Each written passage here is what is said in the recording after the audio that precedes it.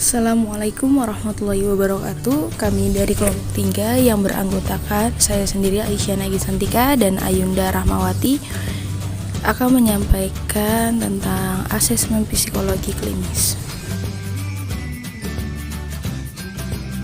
Pengertian asesmen klinis menurut beberapa tokoh yaitu yang pertama menurut Kendall. Asesmen klinis menurut Kendall adalah proses mengumpulkan informasi mengenai klien atau subjek untuk mendapatkan pemahaman yang lebih baik mengenai seseorang. Pandangan tokoh selanjutnya yaitu menurut Nigel DKK. Dia mengutip asesmen psikologi klinis yaitu seorang psikologi klinis mengumpulkan dan memproses informasi hasil asesmen secara lebih formal dan sistematis. Secara garis besar, asesmen klinis didefinisikan sebagai proses pengumpulan informasi untuk memecahkan suatu permasalahan dan sebagai upaya yang paling efektif, sehingga kegiatan asesmen harus diatur dalam urutan langkah yang sistematis menurut tahapan-tahapan yang berhubungan secara logis. Terdapat beberapa tujuan spesifik asesmen. Yang pertama menurut Sandbeck, Weinberger, dan Tapin. Yang pertama, pengambilan keputusan. Proses pengambilan keputusan terjadi pada setiap kontak dengan klien, termasuk kontak yang pertama, serta terjadi sepanjang proses asesmen dan intervensi.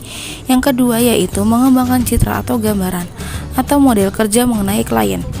Dan yang ketiga adalah pengujian hipotesis. Pengujian ini dapat berlaku pada penelitian maupun situasi klinis. Tujuan asesmen klinis. Menurut Kendall, tujuan penyelenggaraan asesmen klinis dibagi menjadi 3, yaitu A. Penyaringan dan diagnosis, B. Evaluasi atau intervensi klinis, C. Riset atau penelitian. Yang terakhir adalah menurut tokoh Nigel DKK. Tujuan utama asesmen klinis yaitu yang pertama, klasifikasi diagnosis. Ini merupakan tujuan asesmen klinis yang dimaksudkan untuk mendiagnosa gangguan mental pada pasien yang psikiatrik. Yang kedua adalah deskripsi.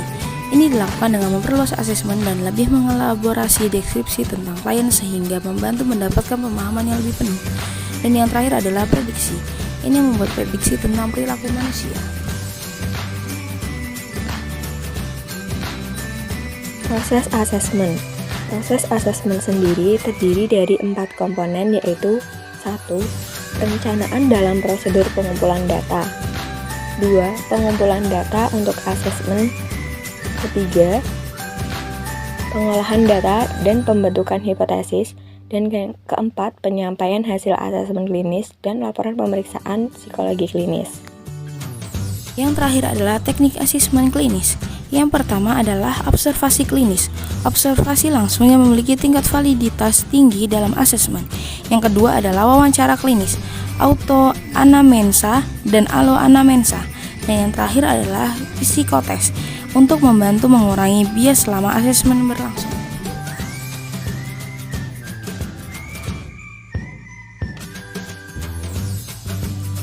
Terima kasih, demikian penjelasan yang dapat kelompok kami sampaikan. Kurang lebihnya mohon maaf. Wassalamualaikum warahmatullahi wabarakatuh.